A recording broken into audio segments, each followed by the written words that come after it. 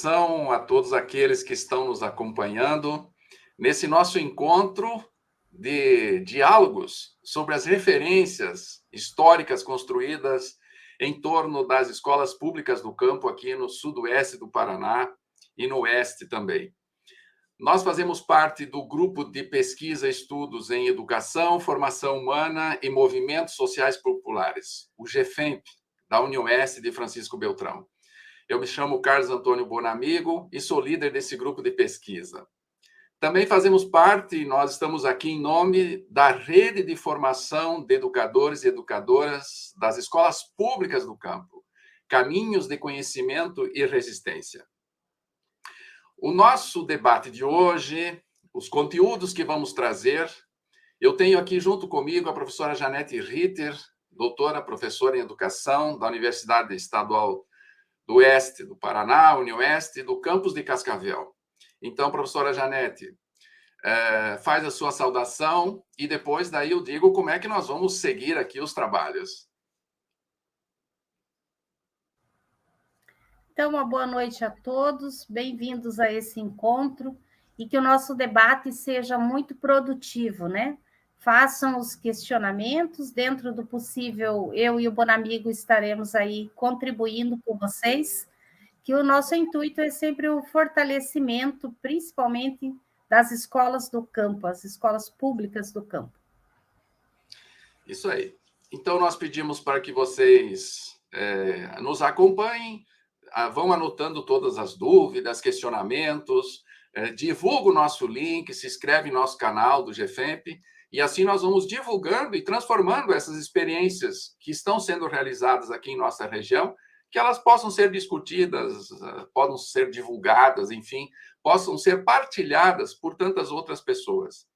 Então, antes de passar a palestra da professora Janete, que é o transporte escolar e o georreferenciamento nas escolas públicas no do campo no estado do Paraná, para fazer uma introdução a essa realidade vivida pelas escolas públicas do campo, eu vou apresentar alguns dados, alguns elementos que são introdutórios a nós, depois disso, a partir dessa constatação desses elementos, desses números aqui da educação e também do campo no sudoeste do Paraná, e aí servir como uma abertura, porque, diante disso, que caminhos são possíveis de serem trabalhados, quais são as possibilidades de se trabalhar com essa realidade que nós estamos passando. E aí que se encaixa os conteúdos que serão apresentados pela professora Janete.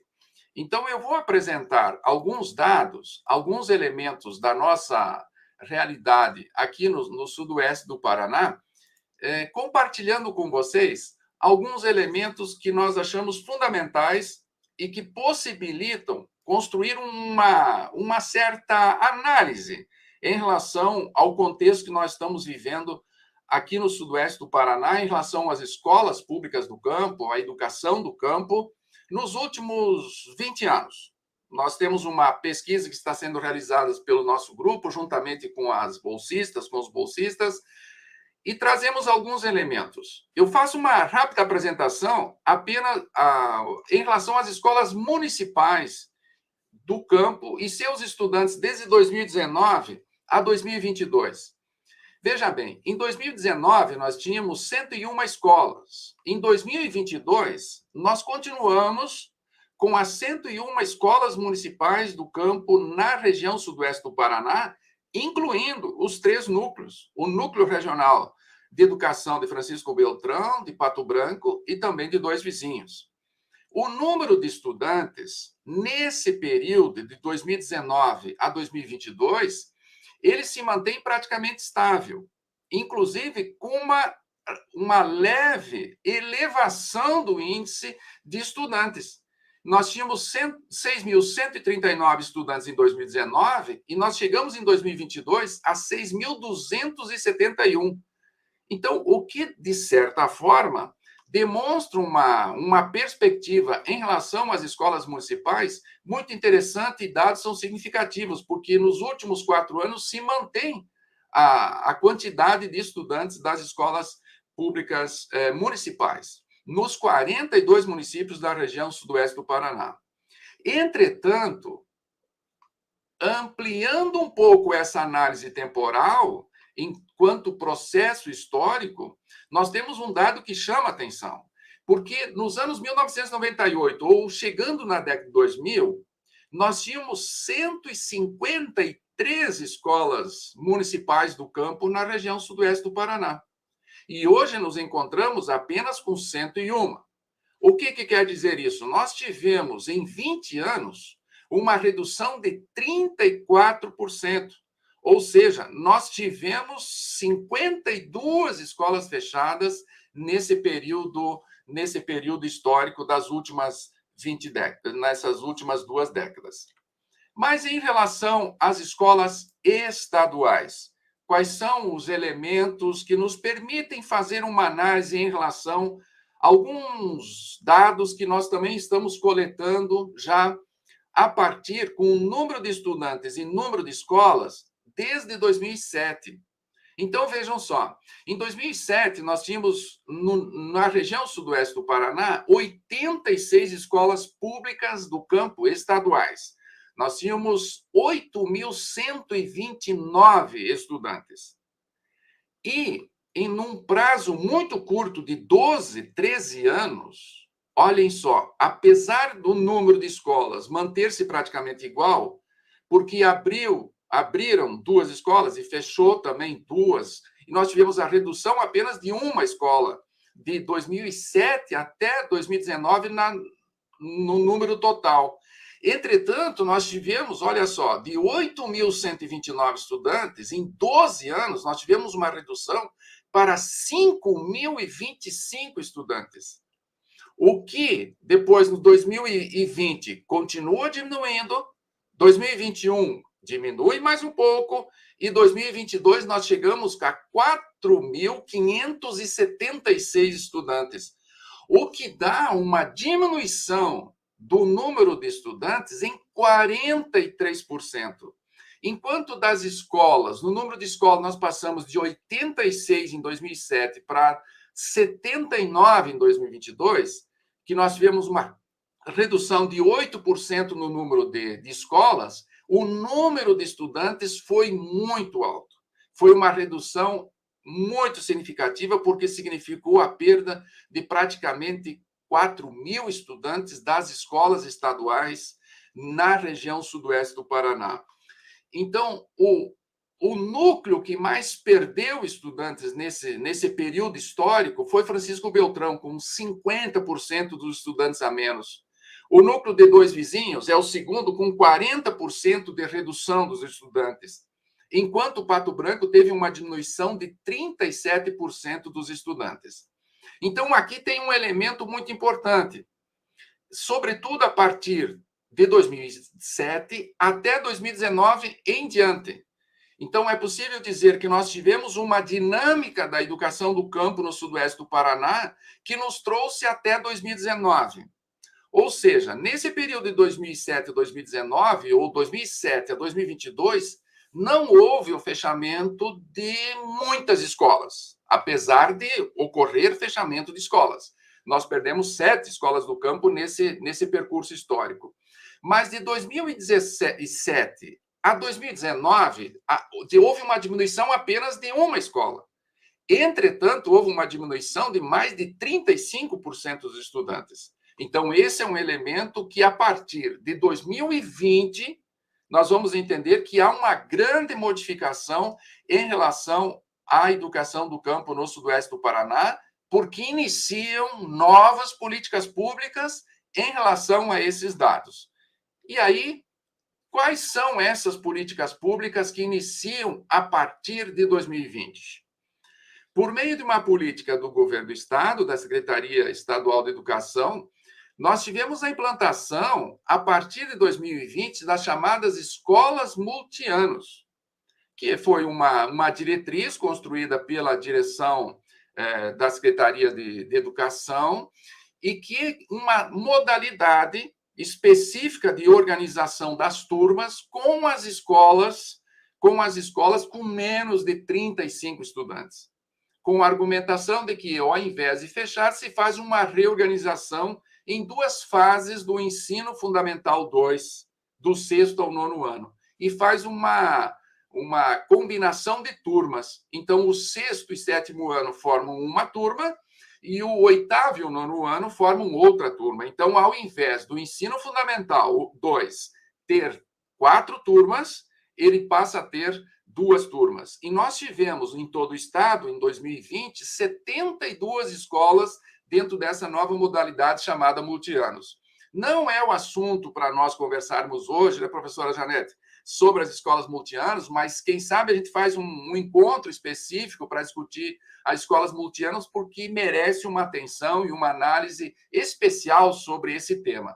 Hoje nós não vamos fazer isso, vamos fazer sobre o georreferenciamento, então é uma outra temática, mas esse elemento da institucionalização das escolas multianos é algo que nos preocupa e que nós devemos nos voltar e conversar sobre isso. Então, nós tivemos, na região sudoeste do Paraná, em 2020, 20 escolas multianos, com 383 estudantes. Depois houve uma diminuição, olha só, de 2020 para 2021, foram fechadas 4 escolas do campo.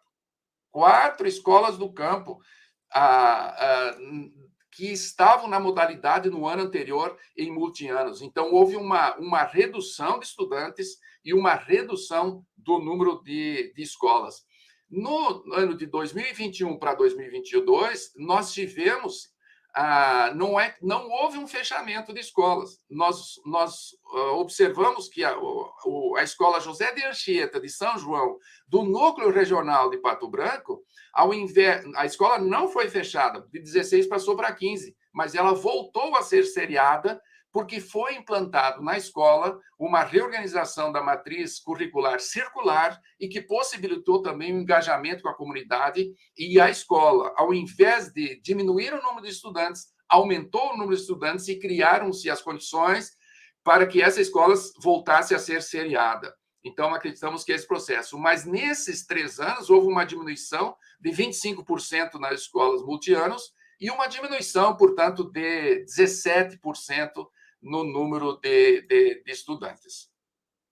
Ora, mas o que esses dados que são da educação, é preciso compreender esses dados, Janete, e até para ver quais são as possibilidades, e quem está nos ouvindo, nos assistindo, para perceber. Mas, bom, houve uma diminuição nos últimos 20 anos, o número de escolas, não houve alteração grandiosa nesse número de escolas, mas houve uma diminuição de quase 45% do número de estudantes. Então, nós fizemos uma pesquisa e foi muito interessante. Bom, quais são as razões da diminuição tão grande do número de estudantes na região sudoeste do Paraná nas últimas 2 décadas? E aí fomos buscar alguns dados do censo, do IBGE, do IPARDES, dos censos demográficos, dos censitários, para ver qual é a realidade, portanto, do campo em relação à educação do campo na região sudoeste do Paraná. E aí nós encontramos alguns dados que são muito importantes. Olha só, em 1999 a 2019, houve um aumento geral da população. Nós passamos de 548.248 habitantes para 625.378 habitantes. Então, em nível geral, houve um aumento populacional de 14%. Então, vamos falar assim, em 20 anos, aumentou a população do Sudoeste em 14%. Nos dados censitários, os dados censitários são aqueles dados do censo demográfico, o censo que está sendo realizado esse ano. Então, houve o censo de 2000 e houve o censo de 2010. Em 2020 era para ver o novo censo e não foi feito esse censo, e apenas esse ano está sendo feito esse censo. Então, nós estamos com os dados no escuro. Nós estamos no escuro em relação a esses dados mais precisos em relação aos dados censitários. E aqui um elemento muito importante. Aqui tem uma falha, mas as relações entre o urbano e o rural. Então, nós tivemos, no ano 2000, a população rural do sudoeste do Paraná era 39%. E somava 219.484 habitantes. Então, nós tínhamos 39% no ano 2000, a população vivia na territorialidade rural.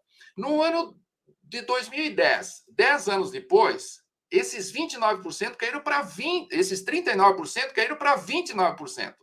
E nós passamos de 219 mil habitantes para 174.796.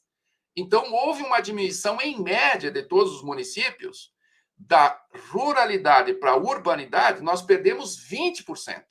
Então, nós diminuímos, enquanto a população geral subiu 14%, o território rural perdeu em habitantes mais de 20% da população. Um outro dado muito interessante que nos possibilita compreender um pouco o campo no sudoeste do Paraná diz respeito aos estabelecimentos agropecuários. Tem uma especificidade do IPARDES em como caracterizar os estabelecimentos agropecuários. Não dá, talvez, para dizer que são as propriedades rurais, mas temos, assim, de forma geral, é possível afirmar que são as propriedades rurais que são registradas em suas prefeituras, também no estado, e que produzem produtos agropecuários, do reino do animal, vegetal, produção agrícola, então, e pecuária. Então, nós tivemos em 2006, porque o censo agropecuário ele foi feito em 2006 e 2017. Agora, apenas nos últimos anos, no ano passado, foi feita uma publicação dos dados do censo agropecuário de 2017. Então, alguns elementos aqui da região sudoeste também são interessantes. Em 2006, para vocês terem uma ideia, nós tínhamos 49.934 estabelecimentos agropecuários na região sudoeste. 10 anos depois, 10, 11 anos depois, que era para ser 2016, 2017, mas o censo é 2016, 2017, passou para 41.388. Então, esse dado demonstra que houve uma diminuição do número de propriedades. No número de propriedades. E talvez o próximo dado nos ajude a compreender o que isso significa para a educação do campo. O que significa para a educação do campo? Porque é a base sobre a qual se estabelece a população do espaço do território rural. Olha só, o que houve? Além de uma diminuição do número de estabelecimentos agropecuários, que nós diminuiu 17%, de 49 mil passou para 41 mil apenas, nós tivemos, lá em 2006, a média de hectares por esses estabelecimentos era 27,81 hectares. 11 anos depois, nós tivemos um aumento de 25,5 na quantidade de hectares dos estabelecimentos agropecuários. Em outras palavras, é possível afirmar com esse dado de que houve, de 2006 a 2016, 2017, uma concentração de terra de 25%. Ora, então, vamos falar assim, professora Janete, para fazer uma introdução desses dados, o que nós constatamos nesses últimos 20 anos, em síntese? E aí penso que abre a possibilidade para afirmarmos a necessidade de se repensar estratégias de como trabalhar com a educação do campo em nossos territórios. O que nós constatamos? Nesse período de 20 anos, nós perdemos 45% do número de estudantes. O número de estudantes das escolas públicas do campo diminuíram em torno de 45% nos últimos 20 anos. Nós perdemos muitas escolas municipais. 52 escolas municipais foram fechadas nos últimos 20 anos, nos 42 municípios do sudoeste do Paraná. Além disso, houve uma diminuição da população rural. Nós perdemos 20% da população rural. Enquanto a população geral aumentou 14%, nós perdemos no campo 20%. Se não bastasse isso, diminuiu o número de estabelecimentos. tinha 49 mil, passou para 41 mil. E talvez o dado mais alarmante em relação ao campo no sudoeste do Paraná. O que se constata pelo censo agropecuário? Houve uma concentração de terra. Então, isso quer dizer o quê?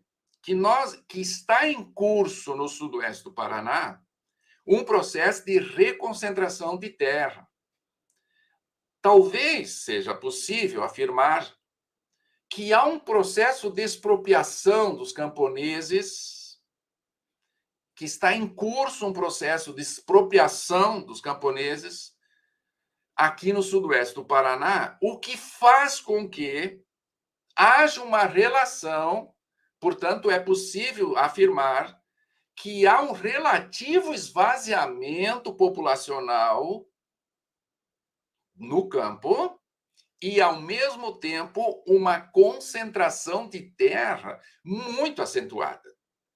Então, talvez esses dados do campo nos possibilite, Janete, compreender um pouco a educação do campo. A educação do campo.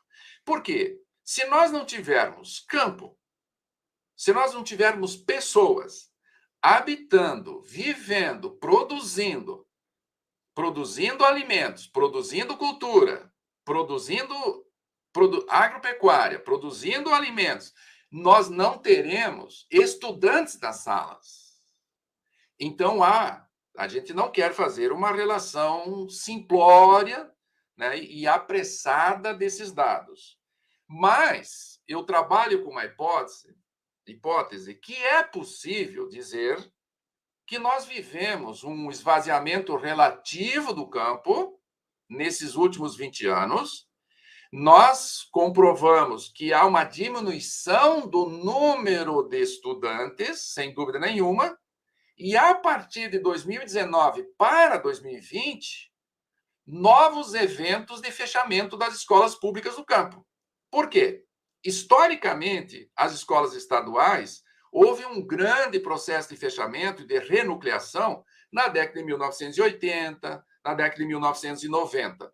Então, onde se tinha 90 escolas, hoje não tem nenhuma, onde se tinha 60, hoje tem 2, 3, e assim varia de município a município, mas nós temos a dissertação da professora Maria Isabel Farias, que faz um levantamento extraordinário sobre esse fechamento das escolas do campo, e nós temos também todos esses dados publicados nas nossas 2 publicações do nosso grupo de pesquisa.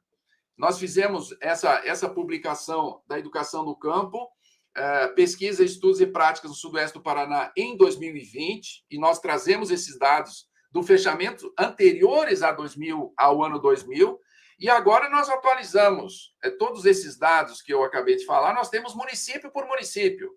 Então, na nova publicação que nós fizemos nesse ano, e está disponível também, o pessoal pode entrar ali na nossa página, que é a Educação do Campo, Desafios de Construir Novas Referências Históricas. Então, todos esses dados, tanto da produção agrícola, agropecuária, no número de propriedades, os hectares, nós fizemos um levantamento município por município.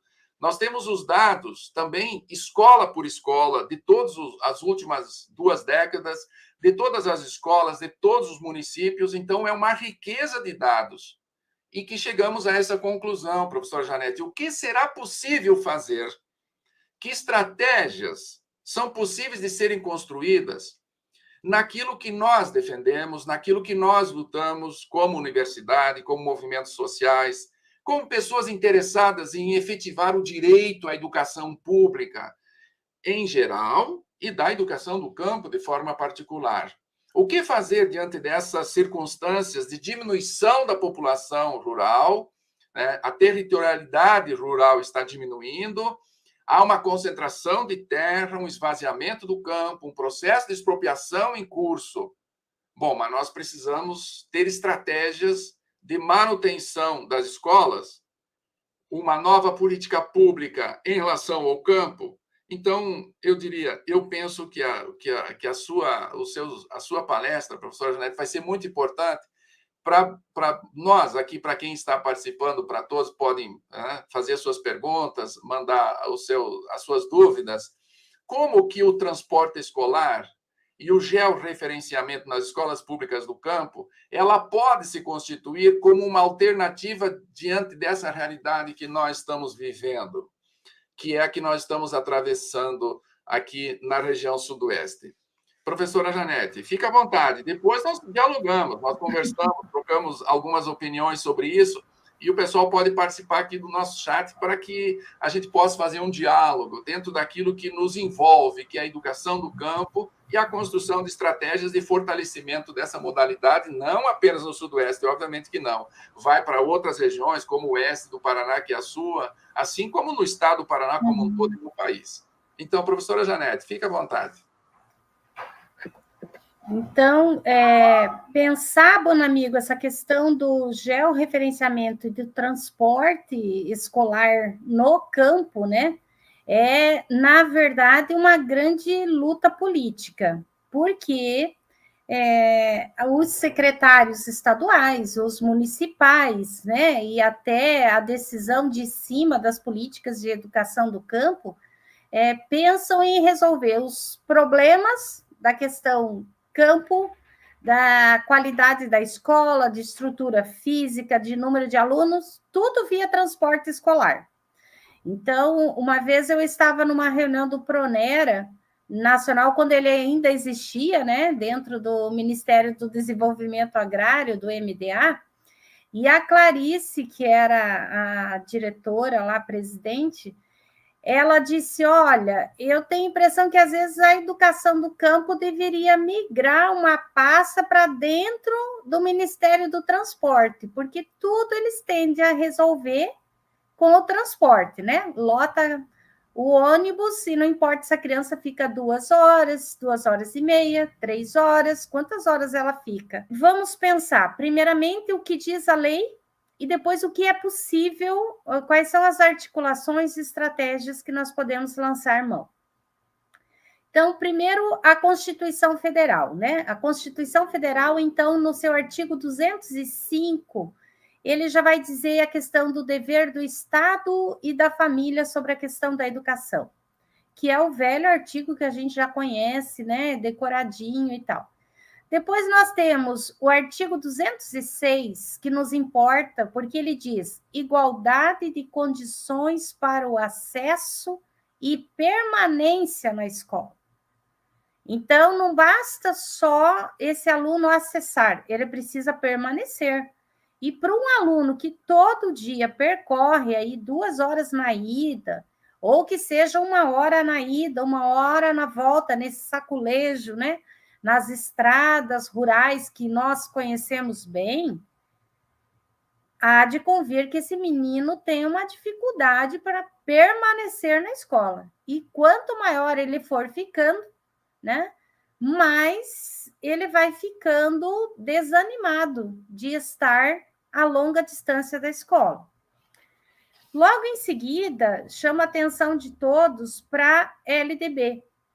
Então, a LDB, que eu digo assim, é a Bíblia dos educadores, porque é a nossa legislação maior. Ela diz no seu artigo 4º, inciso 10º, vaga na escola pública de educação infantil ou ensino fundamental mais próxima de sua residência, a toda criança a partir do dia em que completar 4 anos de idade. Logo em seguida, no seu artigo 28 também, desculpe, ela vai dizer que é preciso reconhecer o diferencial da educação do campo. Isso não quer dizer negar esse primeiro direito, mas reconhecer que tem uma especificidade aí no campo. Também, pessoal, o Estatuto da Criança e do Adolescente. Então, é a Lei 13.845 de 2019, que também respalda a LDB, porque a escola perto da residência da criança é direito da criança e do adolescente. Então, não é só uma lei da educação que está dizendo isso, né? É a própria rede de proteção da criança que estipula que deve ser próximo. E ela vai dizer, então, né, claramente, acesso à escola pública e gratuita próxima de sua residência. Então, ela cita exatamente a LDB, lembrando que o Estatuto da Criança e do Adolescente faz parte da rede de proteção dos direitos da criança, né? Então, não é só uma questão que a educação determina que seja, não. O direito de proteção que a criança tem, né, de segurança à vida, à saúde e à educação, garante a sua vaga na escola mais próxima. E ainda, nós temos a Resolução 777 de 2013, né, da CIED, que em seu artigo 3º estabelece: tem direito ao transporte escolar público os alunos da educação básica da zona rural e urbana matriculados na rede estadual de educação e que residam a uma distância igual ou superior a 2.000 metros, ou seja, 2 quilômetros, tá? Das escolas em que estão matriculados. Então, com base nessa lei, nós temos que questionar dois pontos. O primeiro, o município adota georreferenciamento? Então, o município adota no espaço urbano? Então, ele não pode tratar de maneira diferente a escola rural, a escola do campo.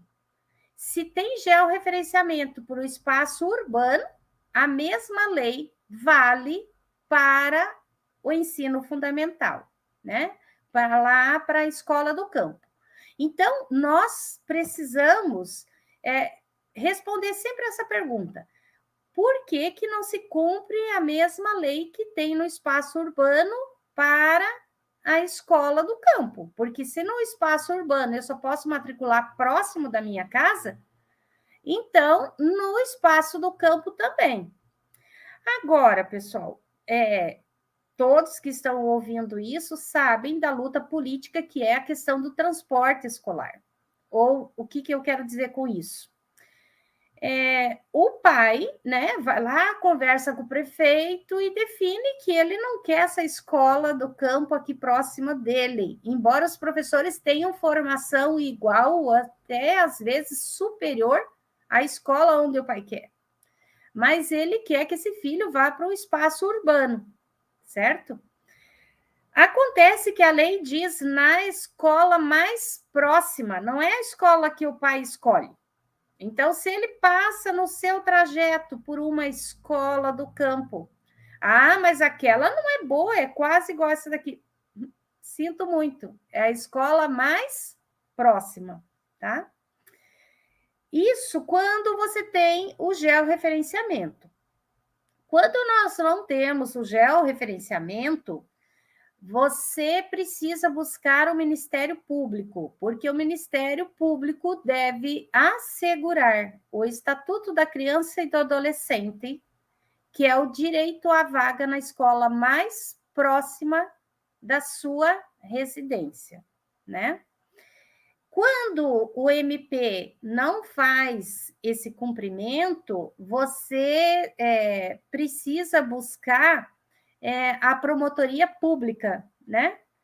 Por quê? Porque nós precisamos defender, pessoal, o direito dessa criança de estudar mais próximo. É uma questão de segurança. Uma criança que se desloca 2 quilômetros para ir até a escola, ela tem muito mais riscos do que aquela que se desloca 1 quilômetro, certo? E aí, as nossas escolas do campo são sempre bem distantes, superam em muito essa distância, né? Então, nós precisamos fazer com que o MP defenda o direito da criança que é assegurado de estar matriculado nessa escola mais próxima. E ao defender isso, é lógico que ele vai se contrapor ao vereador, ao prefeito, né? Mas não tem outro caminho, tá? Quando o município não adota o georreferenciamento, então, por exemplo, Cascavel não adota o georreferenciamento. O que nós precisamos fazer, então? Vamos pensar uma estratégia. Nós precisamos sobrecarregar o sistema do transporte. Pessoal, é isso mesmo, sobrecarregar, ou seja, não é um sistema barato. Ele custa caro, ele onera o município. Então, vocês pegam a lei, né, 777, peguem a lei, o Estatuto da Criança e do Adolescente, e vamos começar a orientar os nossos pais de que, se ele não está matriculado na escola mais próxima, ele tem direito ao transporte. E aí vamos ver até onde os municípios aguentam, porque vocês sabem que o Estado não paga 100% desse transporte, mas vamos ver até onde o município aguenta não fazer georreferenciamento. Então, isso é pensar estrategicamente, né? Porque às vezes você fala, não, mas nós não adotamos o georreferenciamento. Então, pai, o senhor mora lá na chácara tal, ou mesmo espaço urbano, gente. Nós temos que começar a sobrecarregar o sistema de transporte, porque a lei diz que é espaço urbano e espaço do campo. Acontece que, se ele mora num extremo da cidade e a escola fica no outro, ele tem direito ao transporte, porque a lei não diz que é só para o rural, só para o campo ou só para o urbano. É 2.000 metros, é 2 quilômetros da casa da criança, ela tem direito ao transporte. E isso é muito tranquilo. A partir do momento que vai no MP e diz, olha, tá, a vaga que tem para o meu filho passa de 2.000 quilômetros, 2.000 metros, desculpa, passa de 2 quilômetros, o Ministério Público vai dizer, olha, esse pai tem direito ao transporte escolar. Então, vamos pensar estrategicamente. O georreferenciamento nos interessa. Então, se o município tem, a nossa estratégia é fazer com que ele cumpra o georreferenciamento, certo? Porque o pai tem que levar um comprovante de residência, onde mora, a proximidade com aquela escola, e ele vai ser matriculado naquela escola. Se ele não tem georreferenciamento, a nossa estratégia precisa ser sobrecarregar o sistema do transporte, ou seja, fazer com que se cumpra essa lei aí que determina 2 quilômetros, e mesmo que seja no espaço urbano. Porque quando o município se vê com uma conta de transporte que não dá para fazer mais nada, ele vai começar a repensar até que ponto que vale a pena não fazer o georreferenciamento. Qual é o grande problema nisso? É que os pais não sabem desse direito, né, no espaço urbano. E, às vezes, no campo, ele não quer o georreferenciamento. Então, ele conversa com o prefeito, e o prefeito, por não ter georreferenciamento, ele chama o secretário da Educação e diz, atende aquele pai, atende aquele lá, chama aquele lá, né? Tipo, vamos abafar o caso, né? Tampar o sol com a peneira. Então, eu vejo, Bonamigo, que a nossa grande saída nesse momento, pensando georreferenciamento, pensando esse esvaziamento do campo, é o georreferenciamento, tá? No transporte.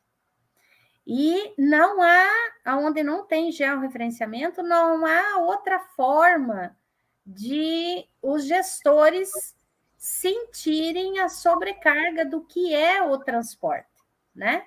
Porque eu esvazio a escola e aí eu vou dizendo, mas não precisa mais sala de aula, porque os alunos nem estudam nessa escola, estão indo para outra escola.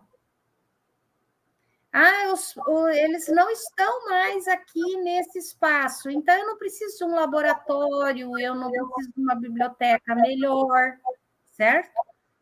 Então, nós precisamos fazer entender o gestor na parte mais doída, que é o recurso financeiro, certo?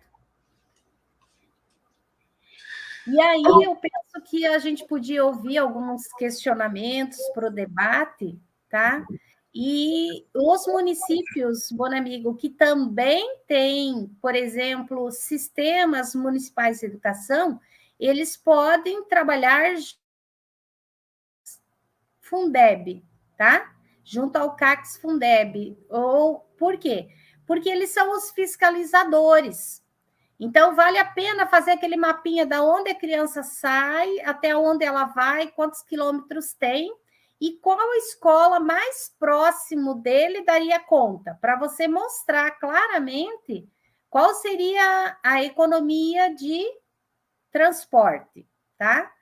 É claro, pessoal, que aonde não tem sistema, às vezes o conselho do CACS não é tão incisivo dessa forma, mas ele pode fazer essa denúncia junto ao MP, que você está onerando sem necessidade, ou seja, você está desperdiçando o erário público quando você poderia economizar, né?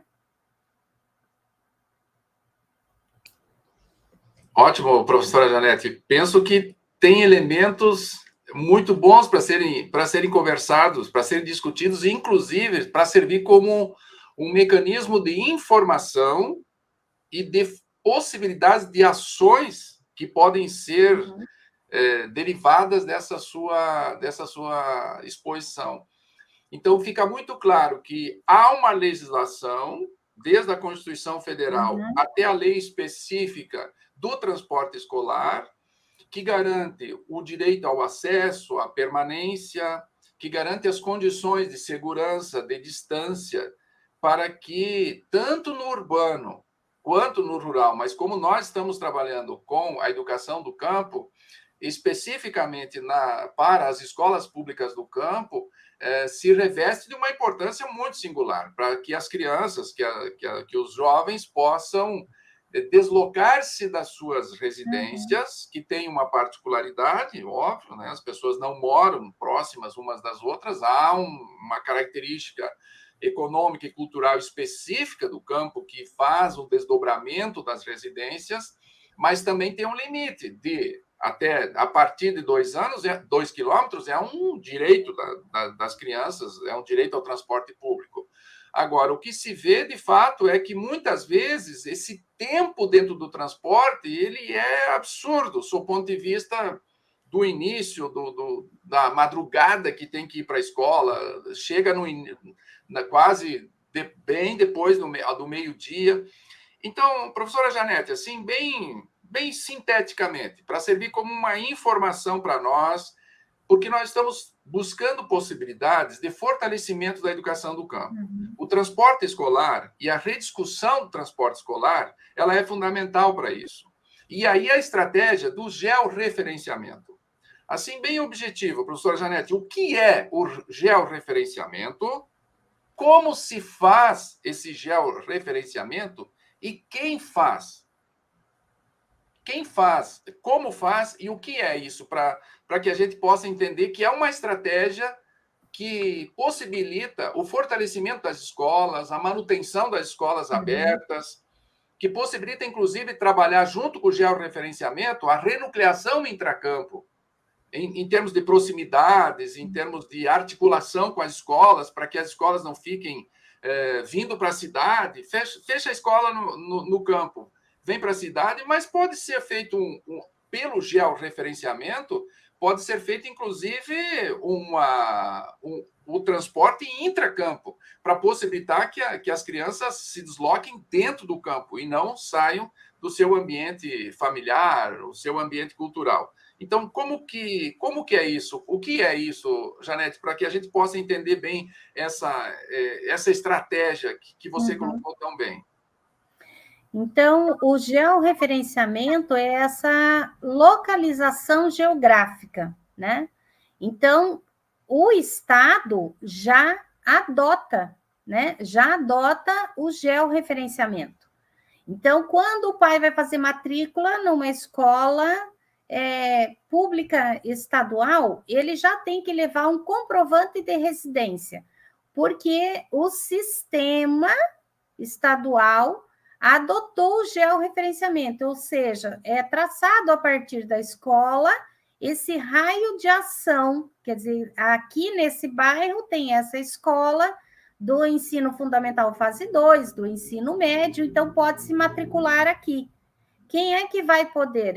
Eles utilizam, então, normalmente, uma conta de luz, uma conta de água que tenha o CEP, porque é adotado essa metragem específica. Quando você está falando do município, então, o município, por exemplo, ele pode criar a sua lei e dizer, olha, o transporte, as matrículas nas escolas hoje vão ser realizadas a partir do georreferenciamento. Então, é um ato administrativo, né? Então, o Poder Executivo, junto com a Secretaria da Educação, é que precisam definir isso. Acontece, Bonamigo, que, assim, em algumas condições, não interessa a determinados gestores fazer o georreferenciamento. Por isso que é importante que a gente faça a ampla divulgação, a denúncia de que o pai tem direito ao transporte, entende? Porque a partir do momento que ele se torna tão oneroso, o gestor vai se ver obrigado a adotar o georreferenciamento, porque é a única forma de conter o transporte. Então, se você pega municípios médio para grande, então o georreferenciamento é interessante para você ter essa economia. Acontece que os pais não sabem disso, que eu, no espaço urbano, entende?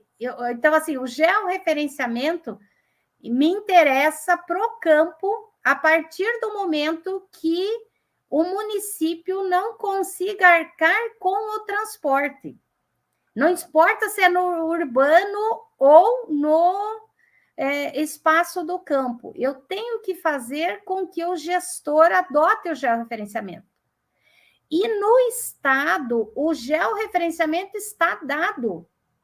O problema é que as escolas do campo não cumprem o georreferenciamento, as escolas estaduais. Ou seja, elas poderiam ser enquadradas, os gestores, né, não da escola do campo, mas daquela escola que matricula aquele determinado aluno. Então, eu tenho um que vem lá do campo e vem estudar numa escola aqui do espaço urbano. Como o Estado adota o georreferenciamento para matrícula nos colégios e escolas estaduais, ele tem que levar esse comprovante. Então, como se está aceitando a matrícula desses alunos se eles não moram naquele espaço? Claro que tem sempre aquele um que pega a conta de luz do vizinho emprestado, de um amigo, de alguém próximo, né?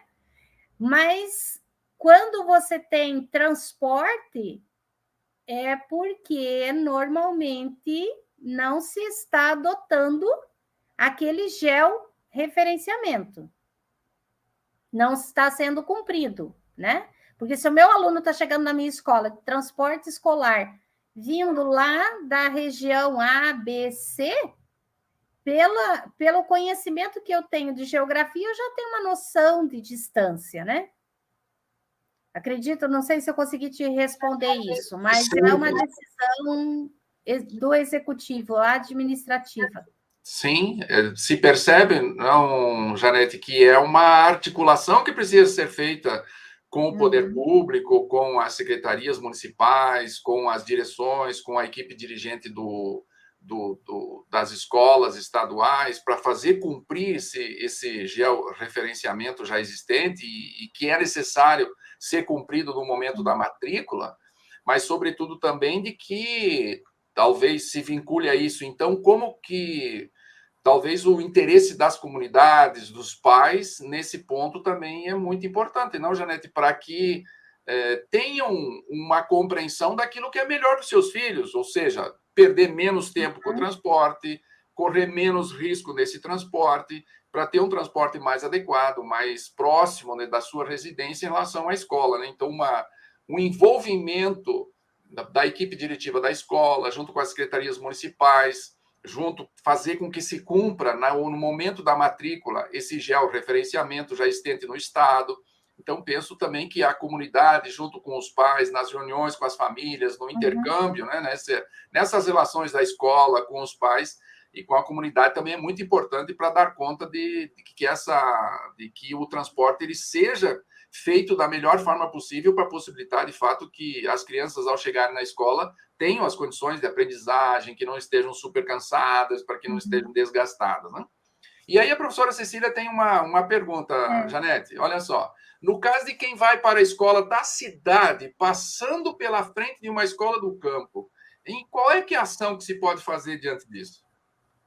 Então, primeiro, vamos ver. Se é uma escola estadual, já cabe a denúncia direta ao MP, porque não está se cumprindo o georreferenciamento, tá? Então, essa é a primeira questão.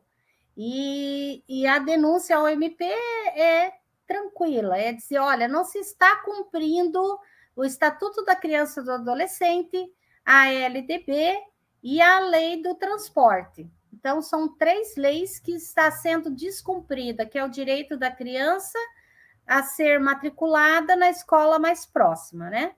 Como o Estado adota georreferenciamento, a denúncia precisa ser feita direta no Ministério Público, porque a escola para onde ela está indo está descumprindo uma lei estadual. E aí, no caso, quem assina a ficha de matrícula é o diretor. Portanto, o diretor responde perante o poder público. Então, assim, nós, quando somos diretores de escola, às vezes vem a matrícula lá e a gente vai assinando sem nem olhar, né? Apesar que a gente tem um tempinho ali curto, bem curto, uma sobrecarga de trabalho, mas é importante a gente olhar essas fichas de matrículas que estamos assinando, principalmente quem é gestor da escola estadual.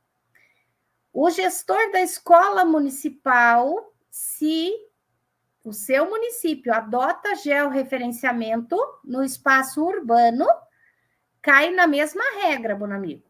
Também precisa ser denunciado e quem vai responder como que esse aluno está matriculado lá na escola, tendo o georreferenciamento, é o diretor, porque é ele quem assina a ficha de matrícula.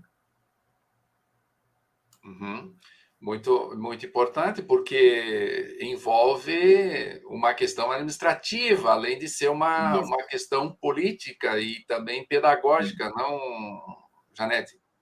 É verdade. Às vezes a gente acha que é só uma questão pedagógica, uma questão de cuidado. Não, é uma lei administrativa. Então, quem é gestor tem que compreender o ônus e o bônus da sua função.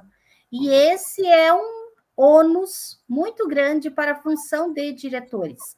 Mas é a tarefa dele assinar e fazer com que se cumpra as leis, né? E aqui não cabe aquela regrinha de dizer, mas eu não sabia. Não. É uma questão de que você assina a ficha de matrícula. Então, o seu município tem georreferenciamento? Então, tem que olhar onde mora esse meu aluno. Aí, eu estou no Estado. O Estado utiliza georreferenciamento nas escolas estaduais, colégios estaduais. Então, quando eu assino a ficha de matrícula, eu preciso estar ciente que, se houver denúncia, sou eu que respondo. Eu, diretor da escola. Que bom, Janete. Bem esclarecedor. Penso, professor, aqui que possibilita, por meio dessas informações que você está nos passando, de que isso é conteúdo para os professores, para as professoras, para as comunidades, para os pais, mães, enfim, quem acompanha as crianças, e também um alerta para quem está dentro das escolas, que tem essa função administrativa, sobretudo também nas secretarias estaduais e municipais. A professora tem mais uma pergunta. E quando as crianças pequenas viajam mais de 15 quilômetros para irem e 15 para voltarem, e às vezes é mais do que isso, né? Tem algo para se fazer no sentido do Ministério Público, por exemplo, quando a Secretaria da Educação não se preocupa com isso? Sim, cabe a denúncia, Bonamigo, porque a criança tem direito à escola mais próxima, né? 15 quilômetros tem alguma outra escola, então aqui o Estatuto da Criança e do Adolescente, né? E essa denúncia também pode ser feita não só ao MP, mas ao Conselho Municipal da Criança e do Adolescente, que é quem deve zelar pelo Estatuto da Criança e do Adolescente. Então, você tem duas frentes de luta, né, para que proteger essa criança aí pequena e etc. A questão da distância independe de ser 15, 27 ou 2. A questão é essa: tem escola mais próxima? Então, ativem o Conselho Municipal da Criança e do Adolescente, porque o ECA não está sendo cumprido, né? Assim como ativem o MP, porque a questão da lei estadual, né, a 777, também não está sendo cumprida. Completa informação. Professora Janete, a professora Maristela Solda, que é lá do núcleo, né, de vocês de Cascavel, colega Maristela, tem uma pergunta. Parabéns pela fala, professora Janete. Para além do transporte escolar, muito ampla essa conversa, e ela está elogiando a sua contribuição. O que garante a trafegabilidade e a manutenção das estradas rurais? Como registro a falta da criança na escola se o ônibus não passou? Então, essa é uma bronca bem grande, né? Mas, assim, vamos primeiro a primeira parte, né? O que garante essa condição de transporte? Tudo que colocar em risco a criança deve ser denunciado ao Conselho da Criança e do Adolescente, né? O CMDCA. Porque essa rede básica de proteção, se eu tenho uma estrada que não tem condições de passar o ônibus pode atolar, pode não sei o que, eu estou colocando em risco a vida dos alunos. Então, ao fazer a denúncia, normalmente, né, esse conselho chama o prefeito ou o secretário de obras para que se arrume.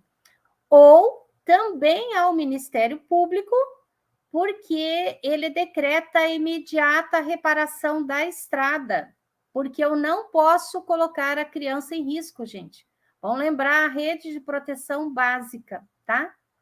Então, como essa criança tem direito de chegar à escola mais próxima, essa estrada não pode colocá-la em risco, tá? Digamos assim, eu, como mãe, também posso responder se eu não faço a denúncia no MP, porque eu estou colocando a vida do meu filho em risco. Entende? Então, eu não posso expor meu filho a riscos. Então, a gente tem que orientar os pais. Olha, vai no MP, porque você pode responder depois até para a questão dos conselhos tutelares, porque você está colocando teu filho em risco. E a gente sabe que tem estradas aí eminentes, né, para um acidente e etc. O pai e a mãe não podem colocar a criança em risco. E nós, como educadores, precisamos orientá-los, então, nesse sentido, né? Olha, pai, você quer que você responda ou que o prefeito responda? Então, é melhor que ele responda. Ele vai lá e arruma a estrada para você não responder e colocar todo dia o seu filho em risco. A segunda questão é como registrar a falta. Então, a falta, pessoal, até é uma polêmica que, por exemplo, no nosso Conselho Municipal de Educação, agora, nós começamos um questionamento, tanto às escolas, quanto à Secretaria Estadual de Educação, Secretaria Municipal de Educação, porque é um sistema, né? Por quê? A LDB garante 200 dias letivos. E o dia letivo, ele só pode ser computado se eu tiver 50% da turma mais um. Então, se aquele dia não teve transporte, e 90% dos meus alunos vêm, não tem como eu computar o dia letivo. Esse dia precisa ser reposto. Agora, bom amigo, tem uma prática que às vezes os professores adotam, que é perigosa. Porque os professores, às vezes, porque vai ter que repor esse dia letivo. Não, mas eu estava aqui. Tudo bem, você estava ali. Agora, como a secretaria vai pagar esse dia? Se vai ser hora extra, como é que vai fazer?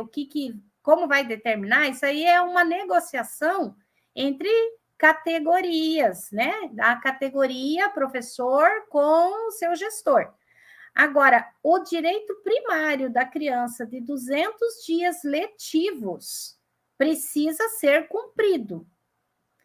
Então, ele não pode entrar no cômputo do dia letivo se eu não tiver 50% mais um. Alguns professores, para não ter essa questão, ou a criança não reprovar por falta, ou justifica, mas isso não justifica. A lei é clara. Quando que é falta justificada?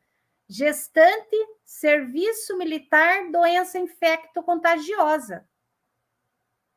E a CID, quando o médico assim determinar. Então, a criança... Mas o que é doença infecto-contagiosa? A criança está com gripe, com febre, gente. É vírus, vai passar. Então, doença infecto-contagiosa, né? Cachumba, catapora, conjuntivite, tudo que puder disseminar para mais alunos. Ah, mas ele estava com muita dor de cabeça, foi lá e o médico, então, deu um atestado. Então, ele vai ter que discriminar lá o CID, porque não é doença infecto-contagiosa, mas o atestado médico é a única coisa que pode abonar. Então, vamos pensar esses 4 casos aí: serviço militar, a questão de gestantes, doença infecto-contagiosa e o atestado médico. Agora, tem criança que falta e a mãe chega e fala: olha, meu filho faltou hoje. O professor justifica. Isso é tremendamente um risco. E o professor, às vezes, coloca a sua carreira em risco. Por quê? Se acontecer alguma coisa com essa criança, aonde eles vão olhar? No meu livro de chamada. No meu livro de chamada tem presença ou tem falta? Ah, está com presença? É processo administrativo. Eu respondo processo administrativo. Porque eu estou faltando com a verdade. Entende? Então, essa questão das faltas aí, o registro correto é o seguinte: não passou o ônibus, vai para falta. E aí nós temos que cobrar das secretarias, via MP ou via conversa, que seja cumprida a lei de 200 dias. Então, o dia letivo precisa ser reposto nesse caso, não é só uma questão de cumprir o conteúdo, né? Repor o conteúdo. Porque essa criança não estava lá, não tinha 50% da turma. Então, não é dia letivo.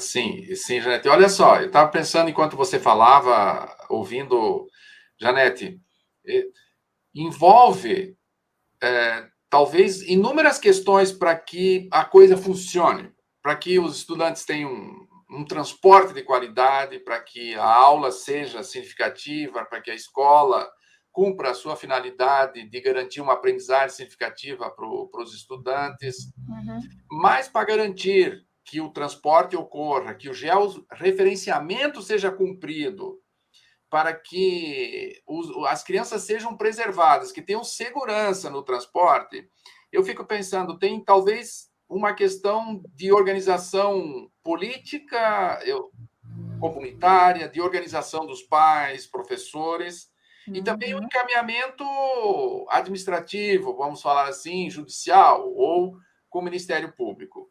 Talvez você poderia aprofundar, Janete, em relação às questões, como que a comunidade, como que os pais podem pautar isso junto à escola, e para fazer esse encaminhamento com o Ministério Público é individual, é coletivo, como que a pessoa vai, aonde ela vai, de que forma são possíveis de darem esses encaminhamentos para essa questão que nós estamos discutindo hoje, que é o transporte escolar?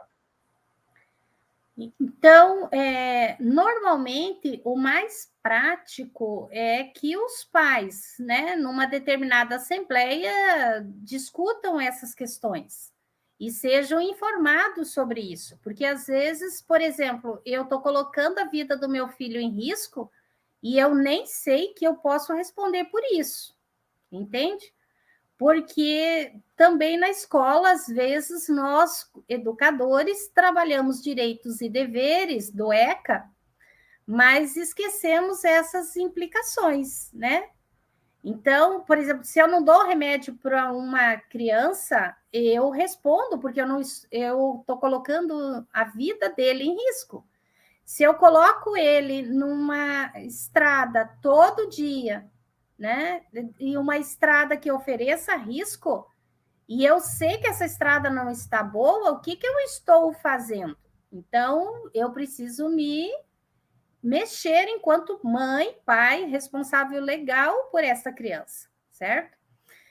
Então, dá para ser feito o debate tanto na escola, como pauta da associação de pais, professores, né, as APMFs, né, a questão da família. Pode ser uma determinação individual, tá? Porque, Bonamigo, promotor não gosta muito, embora eles são tremendamente burocráticos, mas uma coisa é eu responder um pai, uma ação, que está dizendo que o filho dele está em risco. Lota uns 4, 5 carros, baixa todo mundo no MP e cada um faz uma denúncia. Então, em vez de eu ter uma denúncia com 15 assinaturas, eu tenho 15 denúncias. Então, o MP vai olhar uma denúncia ou 15 denúncias. Ele não olha tanto a questão das 15 assinaturas, entende? Então, o quantitativo, nesse caso, é uma estratégia para os educadores. E às vezes o pessoal fica bravo comigo, sabe, o Bonamigo, o pessoal de secretarias e coisa e tal, eles não gostam muito porque eu faço essas orientações que o quantitativo para legislação interfere muito.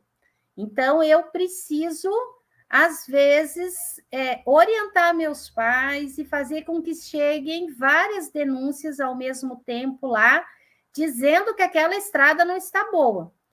É lógico que a primeira questão para eu me locomover, é interessante que eu faça uma conversa com a secretaria, até para que eu possa falar isso. Olha, eu já fui na secretaria e já avisei, e já falei que isso estava colocando em risco, entende? Porque o administrativo também precisa ser informado. Mas eu não preciso informar ele e ficar esperando ad eterno para que ele responda e resolva essa questão, né? Então, faz o comunicado, pode ser feito até em paralelo, e aí, quando o MP chamar a secretaria, eles vão dizer, ó, já resolvi, ou não, ainda não resolvi, certo? Mas as nossas estratégias, elas podem ser isso, a partir da escola, coletivamente, ou se organizam vários, um determinado dia que dê para... Terminou de tirar o leite, vai para a cidade, faz a denúncia, volta, e aí rachamos o combustível, vamos ver o que é possível, né? Mas é importante o volume de denúncias, entende? Porque o MP, embora a gente acha, o MP é o Ministério Público, né? Embora às vezes a gente ache que ele não tem fiscalização, eles têm auditorias internas. Então, um promotor não pode ficar com tantas denúncias sem tomar nenhum encaminhamento. Uma coisa é ele esquecer uma, outra coisa é ele esquecer 10, 15 denúncias de uma determinada coisa. Então, é possível afirmar que há mecanismos individuais e há mecanismos coletivos. E os coletivos se fortalecem na medida em que não apenas quantitativa, mas também o nível da conversa que se terá com o Ministério Público é possível de pressionar, né, de uma forma mais adequada. Mas eu achei interessante, Janete, que você falou, dizer, os responsáveis são os primeiros responsáveis pelas crianças. Tem, seja pais, mães, enfim, a pessoa legalmente responsável para responder à segurança e à saúde, o bem-estar, a aprendizagem e a educação das crianças. Além disso, a equipe diretiva da escola, né? Também tem um aspecto administrativo da própria escola que não pode fazer de conta que esse problema não exista, né? Que esse problema não faz parte da realidade da escola. Numa dimensão, sim. Por isso que quando a gente começou a conversa, eu falei de fortalecimento das escolas, porque no campo é isso. Nós precisamos fortalecer essa comunidade intra e extraescolar com o maior número de informações possíveis, porque a escola não pode ser algo isolado, tá vendo? Eu tenho poucos alunos, eu tenho não sei o quê, mas olha, tem a questão do georreferenciamento, eu tenho que estar... Os pais têm que saber que eles colocam a vida dos filhos em risco e eles respondem por isso, entende? Claro que a gente não quer nenhuma tragédia, então vamos prevenir isso antes. Então, tem esses caminhos. E ali a escola começa a deixar de ser uma ilha e ser parte dessa comunidade, Bonamigo. E isso que é o joia, entende? Porque às vezes a gente acha, não, transporte não tem como vincular com a questão da sala de aula, com os alunos, com a comunidade. Não, tem sim, tem muita coisa que se resolve com a comunidade, no georreferenciamento, no transporte, na questão das estradas, né? Então, é possível fazer essa conversa, sim. E eu complementaria, Janete, dizendo que as secretarias municipais são responsáveis para que isso se efetive, né? De fato, né? Além da Secretaria Estadual, sem dúvida nenhuma, porque são responsáveis pela efetivação dessa legislação que você acabou de falar, sobre a Constituição, sobre a LDB, sobre o ECA, sobre a lei específica, né, que garante a segurança das crianças. A professora Cecília fez uma outra pergunta, professora Janete. Muitas vezes as rotas não favorecem as escolas do campo, ou seja, tem mais rotas que levam os alunos do campo para a cidade do que intracampo.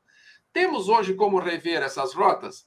Só para exemplificar, há uns 3 anos nós fizemos um levantamento prévio aqui no município de Francisco Beltrão, professora Janete, nós encontramos só no município de Francisco Beltrão, mais de 190 rotas de transporte realizadas todo dia.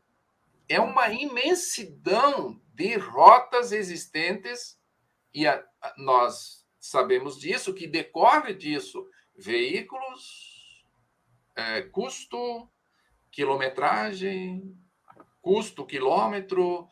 Tem como adequar e rever essas rotas para possibilitar, Janete, que as rotas sejam intracampo e não vir do campo para a cidade, para não esvaziar as escolas do campo?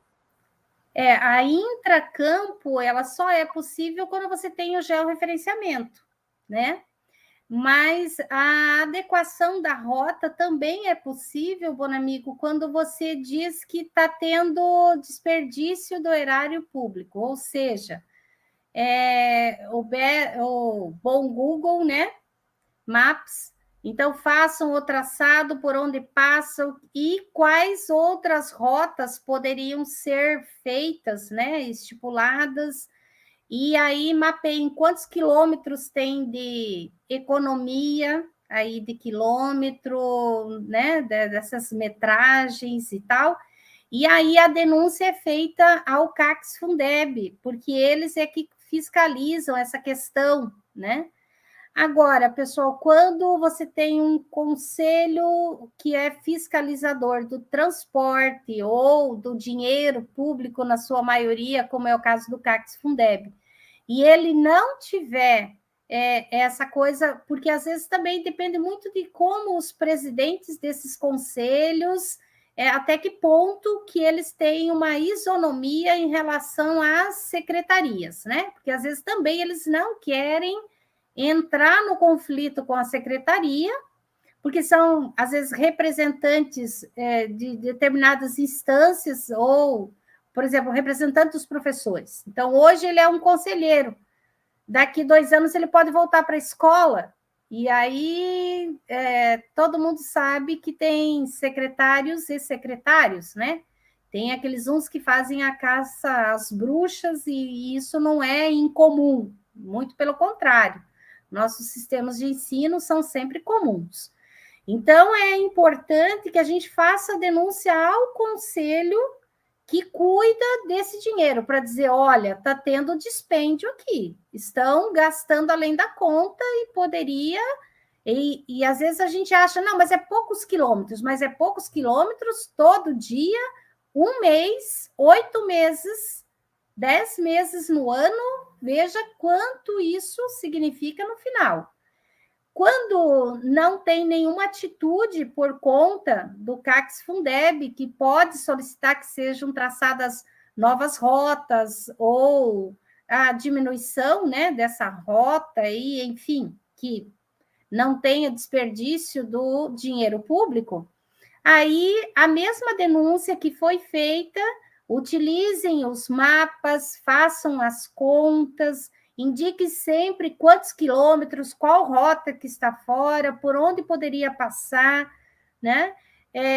E aí faz-se a denúncia também ao Ministério Público, porque neste caso, quem fiscaliza e quem assina a prestação de contas também vai responder junto com o secretário, porque está tendo desperdício de dinheiro público. Quem aprovou as contas da Secretaria de Educação? Foi o CACS-Fundeb? Então, o CACS-Fundeb responde por isso, porque ele aprovou uma conta onde havia o desperdício do recurso público, entende? Então, é importante também que quem é presidente ou quem é conselheiro do CACS-Fundeb sempre se antene. Quando eu aprovo uma determinada conta, eu estou dizendo que aquilo está de acordo com a lei. Se eu estou tendo esse desperdício, eu posso ser processado. Por isso que é sempre importante quem é conselheiro saber aonde coloca o seu CPF, porque você responde depois também, bom amigo. E às vezes o pessoal acha que não, é só uma assinatura, não, eu não respondo. Se houver denúncias, né? E no caso do dinheiro público, são 10 anos, no caso do dinheiro estadual, 20 anos, e no caso do dinheiro federal, 25 anos. Essa é a lei. Que estabelece o quê, Janete? E estabelece que eu respondo. Então, por exemplo, eu aprovei uma despesa lá do CACS-Fundeb, por exemplo, desse transporte. Esse dinheiro é municipal. Entra, troca a gestão e a gestão baixa uma auditoria lá. E se fica comprovadamente de que houve o desperdício desse dinheiro, que essa rota deveria ter sido... Todos os conselheiros que aprovaram aquela conta respondem e vão ter que prestar esclarecimento. Ah, mas eu não sou mais conselheiro. Não, mas você era na época. Você disse que estava de acordo. Entende? Então, assim, por isso é importante a denúncia junto ao CACS-Fundeb, porque por força de lei, ele é obrigado a ir lá e fiscalizar e ver se essa rota está adequada, se não está, se não estão esticando para um lado, encurtando para o outro, né? Mas o intracampo e esse transporte intracampo, nós só conseguimos garantir se a gente conseguir garantir no município o georreferenciamento. Lembrando que nas escolas estaduais já existe o georreferenciamento, a não ser que a escola intracampo fique mais longe que uma escola urbana, que normalmente não acontece, né? Mas essa é uma luta possível. Excelente, professora Janete. Um conjunto de informações, de discussões, de complementações em relação àquilo que é necessário para fazer com que o transporte escolar, para que a escola do campo, que as escolas do campo se fortaleçam, se mantenham. E o que você pensa, professora Janete, em relação a se fôssemos fazer uma relação entre o transporte escolar, o georreferenciamento e as políticas de fortalecimento do campo, para que não haja um esvaziamento do campo, para que se possa dar continuidade à produção, à cultura camponesa, para que a escola, para que o campo continue se fortalecendo e, dessa forma, também fortalecermos a educação do campo. O que tu pensa sobre isso? Eu acredito que nós precisamos olhar com mais carinho para o transporte, porque às vezes na escola do campo nós olhamos somente a parte pedagógica, bom amigo, e nós esquecemos que o transporte ele pode contribuir com as nossas escolas, entende? Então, assim, eu preciso informar o pai que quando eu coloco a criança num ônibus, para fazer aí 15, 20 quilômetros, 30 quilômetros, como escolas que eu conheço, né? Eu estou colocando em risco o meu filho e eu respondo por isso. Pode ser que nunca dê nada, mas se acontecer, eu, em primeira instância, respondo. Então, eu acho que nós precisamos criar esse elo com a comunidade de informação para que o pai repense. Ao mesmo tempo, precisamos dar visibilidade, e aí é uma discussão difícil da gente fazer na formação dos nossos professores, porque vários professores estão na escola do campo, são especialistas, mestres, mas os pais sequer conhecem, sequer sabem que são isso. Ele é só um professor, entende? Então, eu preciso dizer que se ele fizer 20 quilômetros, além de eu colocar o meu filho em risco, eu vou ter a mesma educação e um professor tão bem formado quanto esse outro que está a 2 quilômetros da minha casa. Então, criar essa rede de discussão, né, e de fortalecimento das escolas. E entender que o transporte ele precisa ser intracampo. Esse é o nosso ideal, mas ele não vai acontecer mesmo que a lei exista. Enquanto eu não fizer as denúncias, né, de situação de estradas, risco para as crianças, denúncia ao MP, e isso nós, como professores, podemos orientar os nossos pais. Não precisa necessariamente ser o diretor, o coordenador. Os pais têm que saber disso, porque eu já estive em escolas, bom amigo, que às vezes fazendo palestras e tal, e aí sabiam que vocês respondem porque vocês estão colocando a vida dos filhos de vocês em risco? Não, professora, mas ele está dentro do transporte, sim. Ele está dentro do transporte. Agora, você sabe quantos quilômetros ele faz, quanto tempo demora, o tempo das estradas, entende? E normalmente, você sabe que quando perde um filho, se fica o pai ou se fica a mãe, né? Ficam os dois lá vivos, alguém começa a questionar. Peraí, mas tinha que ser assim? Foi assim? Você sabe como é que é essa questão, né, de encontrar. Então, começa a pesar essa culpa. Então, pai, mãe, se acontecer alguma coisa, vocês vão se sentir como daqui, sabendo que vocês podiam ter feito a luta para melhorar a estrada, para que essa criança tivesse uma boa sala de aula aqui, porque é direito dela. Não é que o prefeito é bonzinho, que ele faz ou ele não quer fazer, não é isso. É o direito da criança que precisa ser resguardado. Então, sabia que mas não tem transporte escolar, não dá para repor. Espera aí, gente, a lei é 200 dias letivos. Quantas denúncias chegam no MP dizendo que por conta do transporte não foi cumprido os 200 dias? Nenhum, porque nós, professores, protegemos as secretarias, os gestores. Então, do tipo, chama eles para uma conversa e diz, não vou proteger, porque sou eu que vou responder.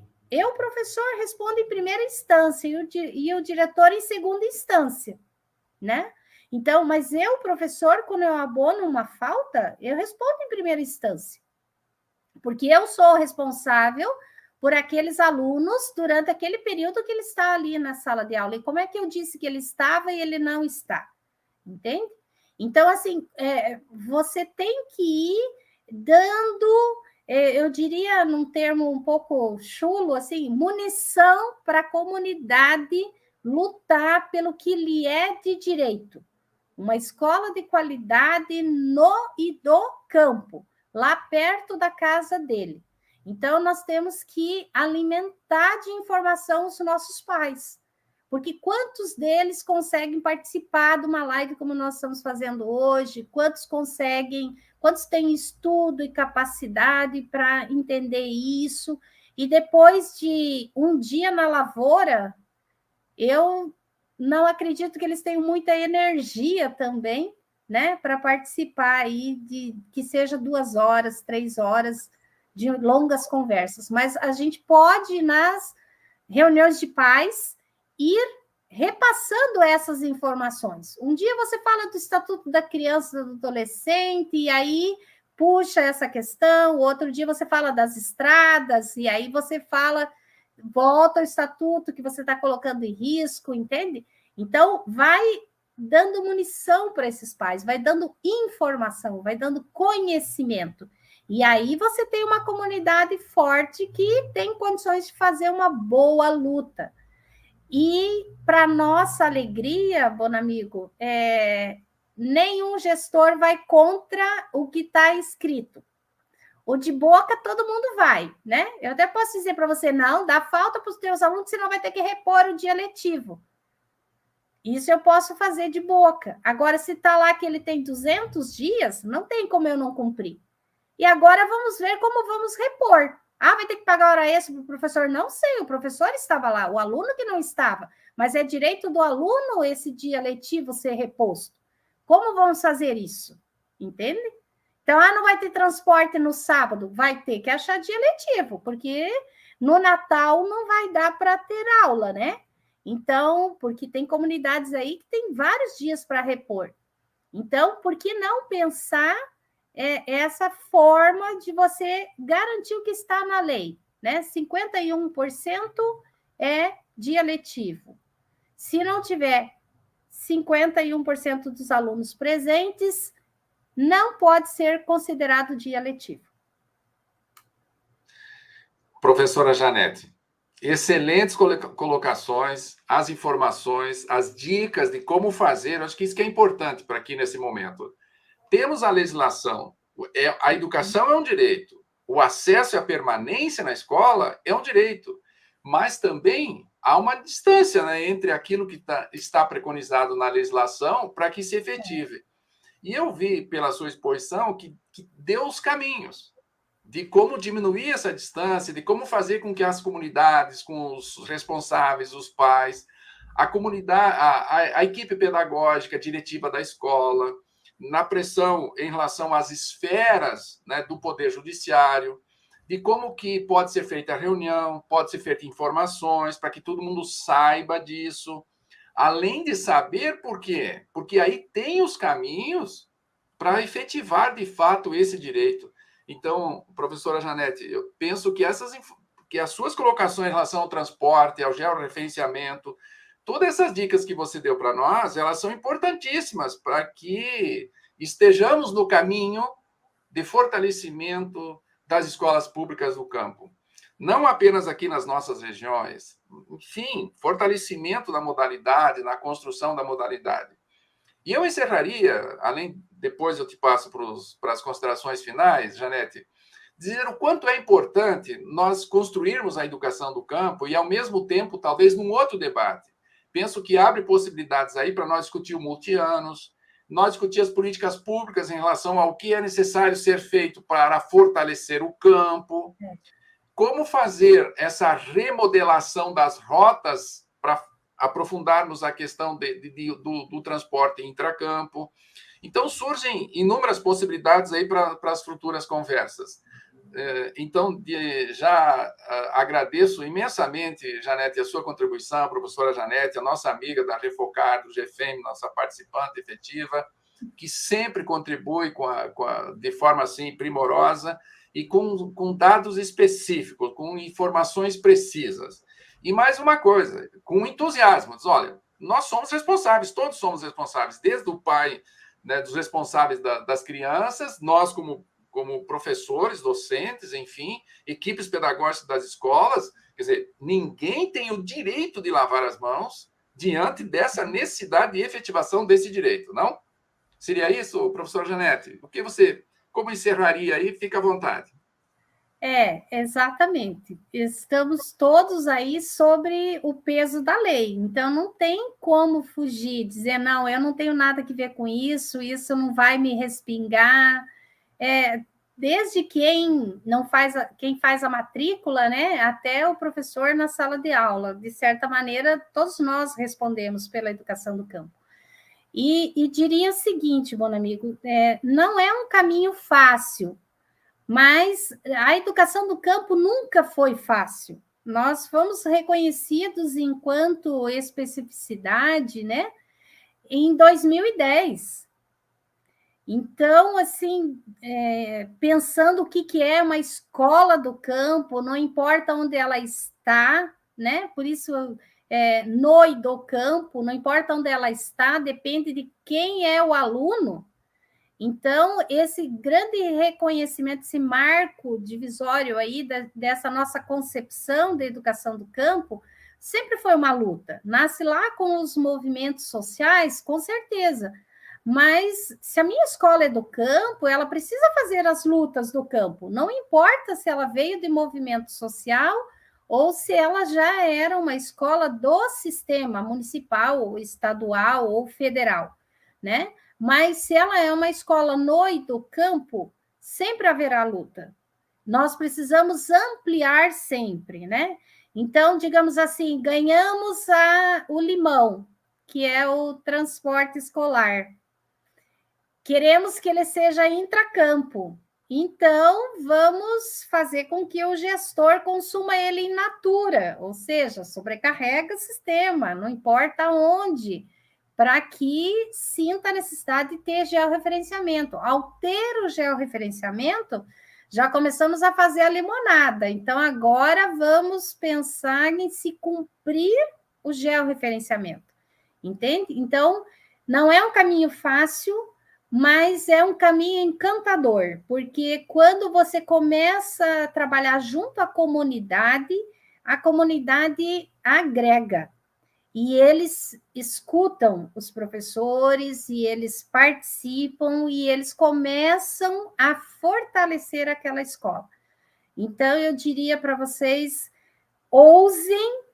ousar sempre na educação do campo, né? Nós nos lutamos para ser reconhecidos como escola do campo. Então, agora vamos à luta nessa caixinha preta chamada transporte. Tá bem. Janete, olha só, o pessoal dizendo, a Luciana, excelente colocação, professora Janete, a Thaís. Estas situações são muito comuns em nossas escolas, muito esclarecedora a sua fala, professora Janete. A Rosângela Ros, obrigado pela fala com propriedade. Muitas situações que geravam dúvida foram esclarecidas. E a Edmara, fala muito esclarecedora. Obrigado, professora Janete. E com essas palavras também, professora Janete, muito obrigado pelas suas colocações, pelas suas informações, pelo seu entusiasmo em construir a educação do campo e nos contemplar hoje com uma fala tão esclarecedora sobre o transporte escolar, sobre o georreferenciamento. Então, nós agradecemos a participação sua, agradecemos toda a nossa equipe de apoio aqui que nos deu para fazer com que esse evento acontecesse, para que a situação.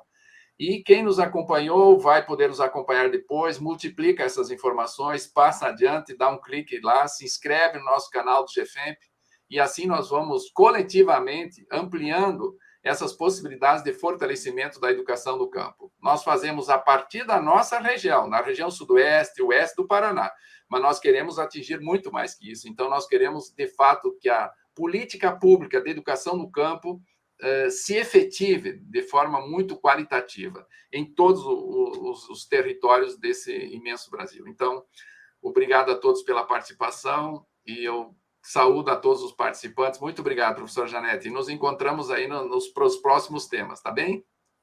Com certeza, sempre à disposição. Obrigado. Valeu.